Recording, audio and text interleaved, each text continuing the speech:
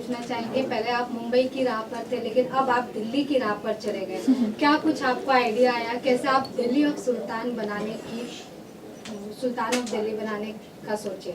देखिए, मेरा ये मानना है कि हम कहानी नहीं ढूंढते हैं, कहानी हमको ढूंढ लेती है। जैसे once upon a time in Mumbai की जब स्क्रिप्ट मेरे पास आई थी तो मुझे बिल्कुल एक मेरे थॉट में था नहीं कि मैं मुंबई अंडरवर्ल्ड पे कुछ बनाऊंगा, लेकिन एकता ने एक आइडिया मेरे सामने रखी और फिल्म बन गई। उसी तरह इस जर्नी का भी जो इस जर्नी की भी जो शुरुआत थी वो एक नावल से हुई जिसका नाम है सुल्तान ऑफ दिल्ली, जो बहुत ही इंटरेस्टिंग नावल है। वो नमित शर्मा मेरे प्रोड्यूसर मेरे सामने उन्होंने मुझे किताब दी और मुझे किताब बहुत पसंद आई और वहाँ से बस सफ़र शुरू हो गया। आप अगली बार कहेंगे तो हम हैदराबाद चले जाएंगे, कलकत्ता चले जाएंगे। इसको बनाने में 3 साल लगे। हाँ जी। और एक आप एक नॉवेल से एक स्टोरी बना रहे तो ये कितना डिफिकल्ट होता है कि नॉवेल में बहुत चीज़ें लिखी होती है लेकिन उसको एक स्टोरी में बताना, एक वेब सीरीज में बताना। हमने नॉवेल को एक्चुअली ब्रेकअप किया है 3 हिस्सों में, जो हम 3 सीज़न बनाएंगे इस शो के।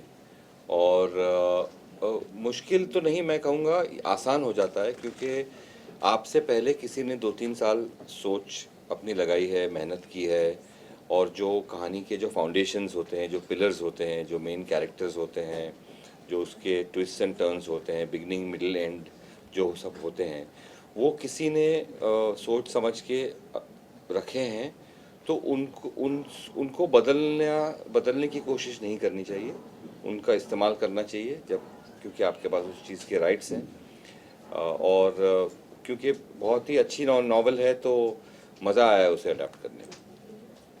ताहिर सर, आपसे पूछना चाहेंगे, जैसे कि आपने काफ़ी हिट मूवीज दी है लेकिन अब आप सुल्तान बनने की चाह में लगे हुए हैं, तो क्या रहा आपका लगे हुए हैं जी। Yes. नहीं, अब खत्म वो तो कीजिए हमें बाद में पता चलेगा आप जी। सुल्तान बनने वाले या नहीं, लेकिन अभी आपकी चाह तो वही है कि मुझे सुल्तान बनना है, तो जी। कैसा रहा आपका एक्सपीरियंस?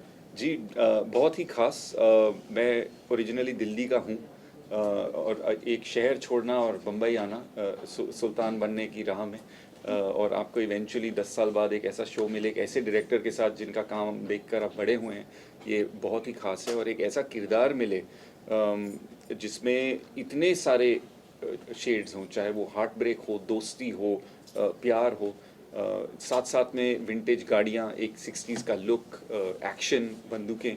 तो ये ऑलमोस्ट एक बचपन का सपना है जो 13 अक्टूबर को पूरा होगा।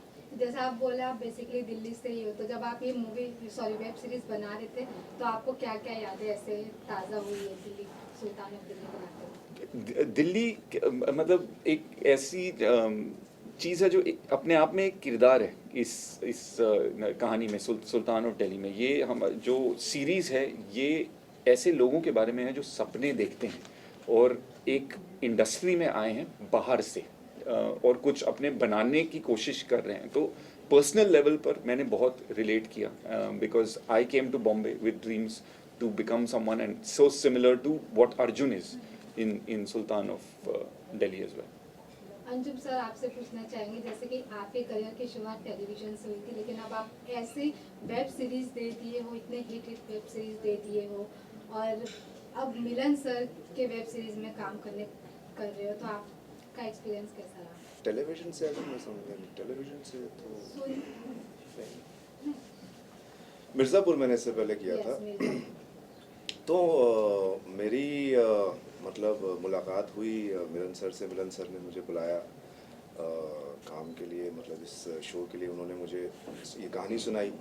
और मेरे लिए, जैसा कि मैं मानता हूँ, हर एक्टर के लिए जो भी वो अपना काम करता है वो अपनी दिशा में, अपनी जर्नी में आगे बढ़ता है, और उसके सामने एक ऐसा एक करियर डिफाइनिंग मोमेंट आता है जहाँ पे उसके पास ये अपॉर्चुनिटी होती है, वो स्पेस क्रिएट की जाती है जहाँ पे आपके पास एक स्केल, एक पैलेट, एक कैरेक्टर, एक इमेज खड़ी होती है। और सिनेमा में इमेज बहुत इम्पॉर्टेंट है। हम कोई भी कहानी देखते हैं उसको इमेज के फॉर्म में देखते हैं, और उसका इम्पैक्ट हमारे ऊपर काफ़ी अरसे तक रहता है। जैसे मुझे बचपन से मुझे याद है, मैंने कच्चे धागे देखी थी, तो उसकी इमेज मेरे साथ आज तक है। तो वो समय जब मैं ऐसे इंसान से, ऐसे डायरेक्टर से जिसका मैं मैंने इनका इतना फॉलो किया, उनसे मिलना और एक ऐसा स्केल और ऐसी कहानी, ऐसा किरदार पाना, वो अपने आप में बहुत बड़ी अपॉर्चुनिटी थी और एक ऐसा एक्सपीरियंस बना वो जिसमें आपके पास इतने सारे लेयर्स हैं। और उसमें कमाल की बात ये थी कि आपके लिए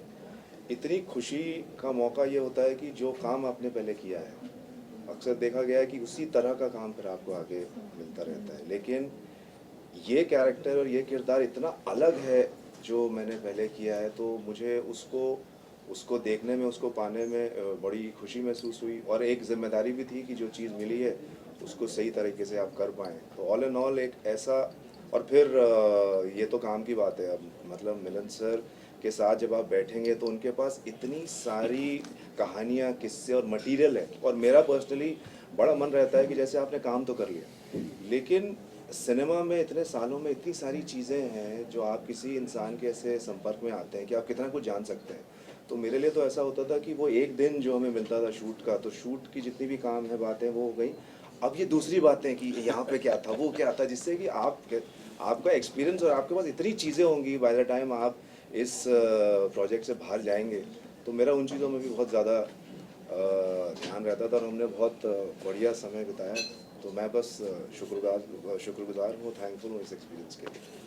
Tahir sir, first of all congratulations. Thank you. जैसे कि हमने ट्रेलर देखा है कि दो दोस्त साथ में सीरीज़ की शुरुआत करते हैं, फिर काफ़ी एडवेंचरस है, ट्रेन के ऊपर ट्रैवल कर रहे हैं, तो ये स्टोरी किस तरीके से होगी? क्योंकि नॉर्मली इतने सारे वेब सीरीज़ आ गए हैं, story is a main concept कि काफ़ी ऑडियंस को कनेक्ट करे और रियल स्टोरी है।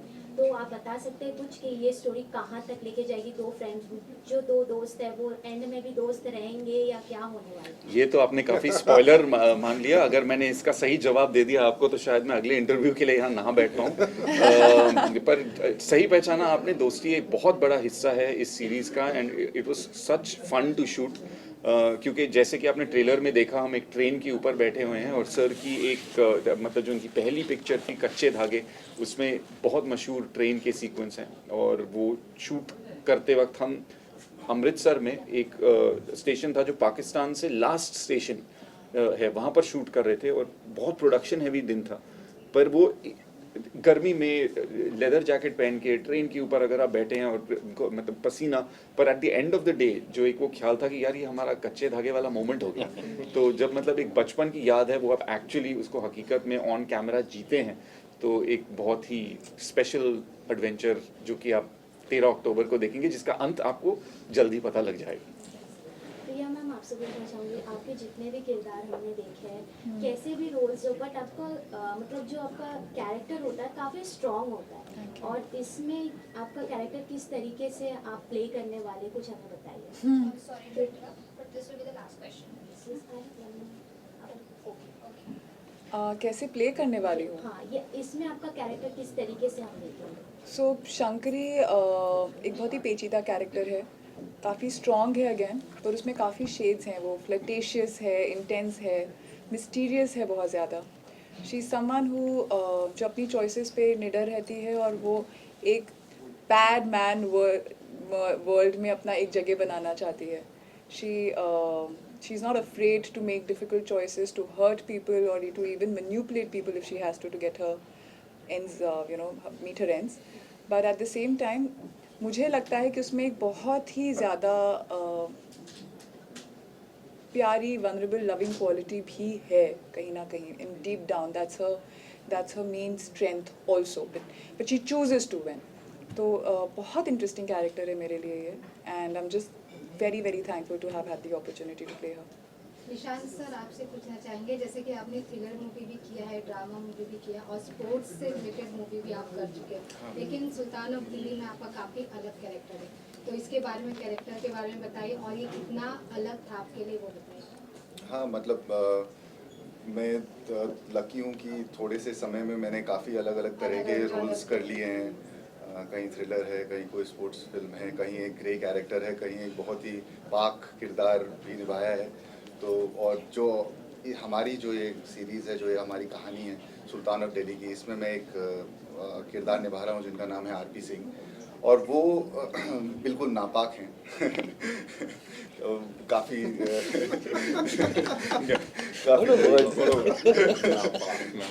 तो वो उनके लिए किसी भी कीमत पे उनको जीतना ज़रूरी है, और वो जीतना सिर्फ इसलिए नहीं है कि मुझे सबसे आगे निकलना है, भाई कहीं ना कहीं उनके अंदर एक नॉट बीइंग गुड इनफ की फीलिंग है कि जो उनके फादर साहब थे, उनके कारण उन्होंने कभी भी, उन्हें ऐसा लगता था बचपन में भी कि मुझे कभी उभरने नहीं दिया, तो उनको हमेशा ये लगता था कि मेरे को इनकी छत्र छाया से बाहर निकलना है, इनके नाम के अलावा अपना नाम बनाना है। तो वो जो एक चीज़ है वो उनकी खुद से अपने आप जंग है आरपी की, कि मुझे तो वो, उनको इतना फ़र्क नहीं है कि मुझे सुल्तान बनना है या मुझे बनना है, लेकिन वो वहाँ पहुँचना है क्योंकि उसे ये प्रूव करना है कि मैं हूँ, मैं एसपी सिंह का बेटा नहीं हूँ, वो लोग बोलें कि ये आरपी सिंह का बाप है, तो उनकी वो अपनी खुद की टसल है जो अंदर ही अंदर चलती रहती है। मिलन सर, और आप सबसे last question, then we go for photographs. Milan sir, आप सबसे पूछना चाहेंगे, जैसे कोई मूवी होती है, वेब सीरीज होती है, वो रिलीज होती है, ऑन स्क्रीन आप लोगों की यादें रह जाती है, लेकिन ऑफ स्क्रीन अलग स्पेशल मोमेंट रहता है, तो आप सब कुछ शेयर करना चाहेंगे कि ऑफ स्क्रीन आप लोगों का क्या स्पेशल मोमेंट था, क्योंकि इसमें काफ़ी स्टार कास्ट है और भी स्टार कास्ट है, तो क्या कुछ आप लोग का स्पेशल मोमेंट था? मेरे ख्याल से बहुत सारे रहे हैं, क्योंकि जैसे आपने कहा बहुत इतने सारे लोग हैं इन्वॉल्व। काफ़ी मज़ा आया इसको बनाते हुए, और बहुत सारे कुछ ऐसे मोमेंट्स हैं। शाम को हम लोग बैठते थे, जैसे इन्होंने कहा कि मैं इनको काफ़ी किस्से सुनाता था और इनके बारे में थोड़ी जानकारी भी मिली उन दिनों, पर लेकिन कोई एक किस्सा ऐसा याद तो नहीं आ रहा है मुझे। अब तो बार या lot of fun making the show. आपसे सर? नहीं ये तो सर और मेरा एक इनसाइड जोक है। यार इनके इनसाइड जोक्स बहुत चलते थे, I never really got to understand. जो हमने हमारे शो में भी एक जगह यूज किया है, अगर आप ढूंढ लेंगे तो देखते हैं, आप शो देखिए तो आपको पक्का मिलेगा हमारा जोक का रेफरेंस शो के अंदर।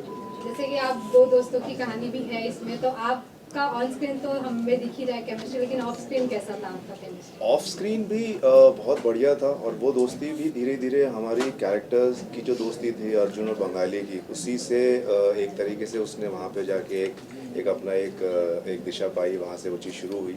लेकिन हाँ मतलब बहुत ज़्यादा एक दूसरे के काम के लिए एक म्यूचुअल रिस्पेक्ट वो थी, और कई सारे सीक्वेंसेस थे जो हमने एक साथ किए, जैसे कि आपने ट्रेलर में भी देखा होगा कि एक्शन सीक्वेंसेस हैं।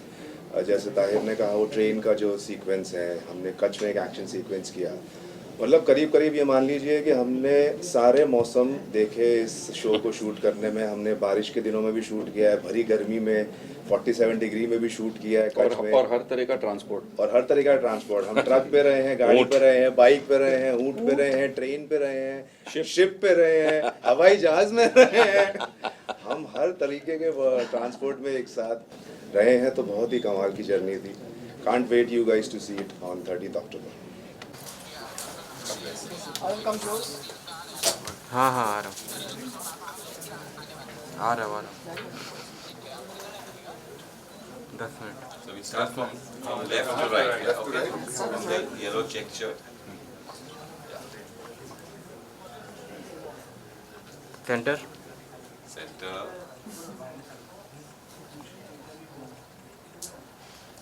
To the right. Okay. Solo करते हैं। Thank you. चलो, take the actors if you're on. तारीख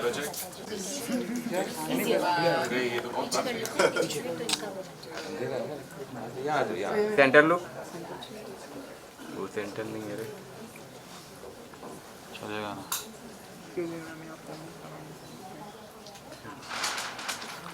डन सोलो ही कर लेते।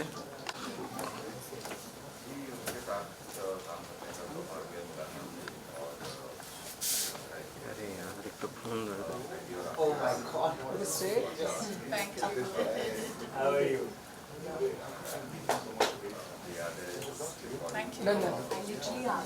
आइए सर।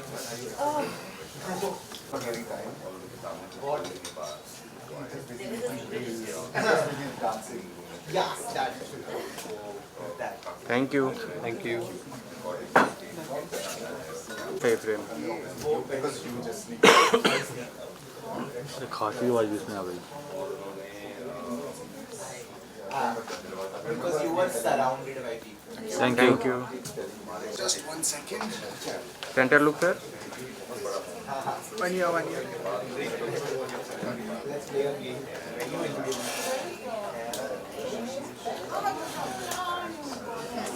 नाइस टू चलो फोन कर। Thank you.